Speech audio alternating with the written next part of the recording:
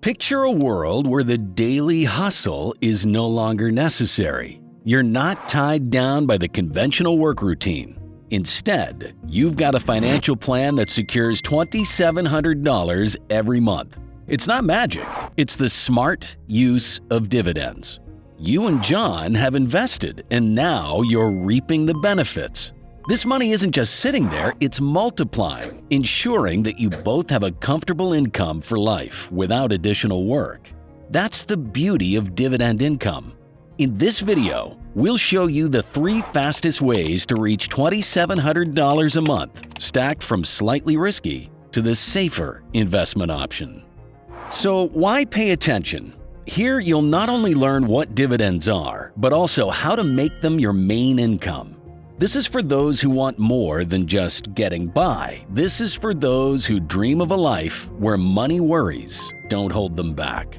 The second reason is that according to the Bureau of Labor Statistics in 2023, the average monthly expenses for one guy was $3,693, or $44,312 annually. That's a hefty amount, and if you don't want to be succumbed by it, we're here to guide you along a path, one that many investors have taken to reach the land of passive income. So if you want a life where you have more time for yourself, stick around. So what are dividends? Well, think of them as your slice of the profit pie.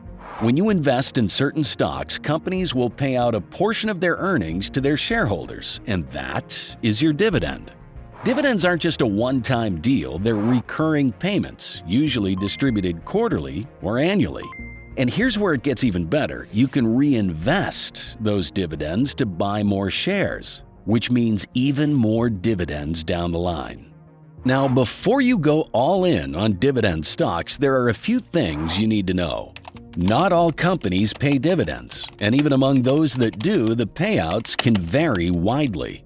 Some companies like Apple or Amazon might accumulate their wealth, opting to reinvest it back into the business rather than distributing it among shareholders. So you gotta do your homework and find those reliable dividend payers. Now you're probably wondering, how much money should I put into this?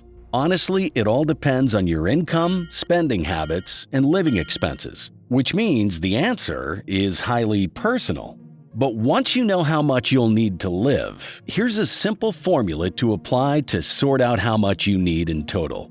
Desired dividend income divided by dividend yield. The dividend yield is the percentage of the share price paid out, and it can vary from company to company, even from year to year for the same company. You can calculate a dividends yield with this simple formula. Annual dividends per share divided by price per share. For example, if John owns a stock that pays $5 in dividends a year and has a price per share of $50, its dividend yield would be 10%. Now let's go with our $32,400 per year plan. Next, consider what you can reasonably expect from dividend yields. It's fair to plan on yield rates between 1% and 6%. Using our formula, here's how yields translate to what you'll need to get to $32,400 per year. 2% yields require a portfolio of $1,740,000. 3% yields require a portfolio of $1,160,000.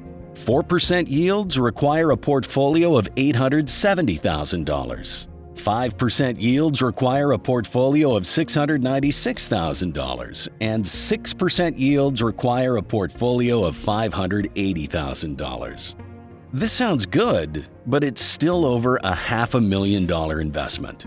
Next, I'll show you how you can reach the same goal with a significantly smaller investment. These are the fastest ways to live off dividends and earn $2,700 per month. Let's start off with the first, high-yield covered call ETFs. These funds are a unique blend, offering investors a chance to get benefits from stock growth as well as dividend yields. How does it work? The fund invests in a collection of stocks and at the same time issues call options on those stocks, thereby creating an extra income channel. These call options provide a potential buyer the right, though not the obligation, to purchase a stock at an agreed price within a specified time frame. Thus, when the ETF dispenses call options tied to its stock holdings, it collects premium income, which is then allocated as dividends. Furthermore, if the stock value escalates beyond the call option's designated price, the ETF may accrue capital gains due to the obligatory sale of those stocks. There are several popular covered call ETFs to consider, such as QYLD, RYLD, and TLTW. These funds offer attractive yields, often in the double digits, which are significantly higher than the yields of many traditional dividend stocks. Let's take a look at their 12-month trailing yields. TLTW has a yield of 19.46%. RYLD has a yield of 12.16%. XYLD has a yield of 11.58%. The beauty of these ETFs is their dual income provision through dividends and option premiums, crafting a more robust and dependable income stream. However, know that there are risks involved, such as the potential for options to expire without value or a downturn in stock prices, which could influence the fund's performance. Now, how much will John need to invest in covered call ETFs to have $32,400 per year? Going back to our formula of dividend yield, we divide the required dividend income of $32,400 by an average yield of 14.4%, which comes to $242,000. That means John would need to invest this much in covered call ETFs to have $32,400 in annual dividends, or $2,700 in monthly income. For someone like John, who's set on a course toward financial independence through dividends, covered call ETFs could be the way. This investment strategy not only nudges him towards his annual financial goal, but also does so with a modest initial outlay. Now let's explore another strategy that could enable John to amass $32,400 per year or $2,700 per month through dividends, which is real estate investment trusts, or REITs. A REIT is an organization that owns, manages, or funds real estate that produces income. REITs are popular because of their income streams and tax advantages. They're taxed at a lower rate than traditional corporations, and their dividends are taxed as ordinary income at the shareholder level, making them attractive investments for income-oriented investors like John. For John, there are some great REITs to consider if he wants to earn passive income from dividends. These include Global Net Lease, which has a dividend yield of 18.29%, Invesco Mortgage Capital, with a dividend yield of 16.91%, and Granite Point Mortgage Trust, offering a dividend yield of 16.39%. These REITs have a track record of providing their investors with a consistent income stream through dividends. Historically, REITs have shown solid performance, with an average annual return of 10.8% over the past 20 years. This means that investing in REITs can be a smart way for John to potentially grow his wealth while earning a steady income. It's important to know that the amount of money you get from REITs can go up and down because it depends on how many people rent the properties and how the economy is doing. While REITs can give you more money than regular stocks, they can also be risky when the economy is not doing well. So how much does John need to invest to earn $32,400 per year from REITs? If he expects to get around 10.8% each year, we divide $32,400 by 10.8% and come to $320,000. That means John would need to invest $320,000 to live off dividends with an investment in REITs. But this number can change depending on whether he chooses to put his money in different REITs or just one. A good way for John to retire with REITs is to save and invest a certain amount of money each week and let the dividends add up until he reaches his goal. If he stays committed and patient, he could become financially independent in about 5 to 7 years. When investing in REITs for dividends, it's important for John to have a plan. He needs to know how much money he requires and what he wants to achieve. This will help him choose the best REITs for his portfolio and make sure he sticks to his plan over time.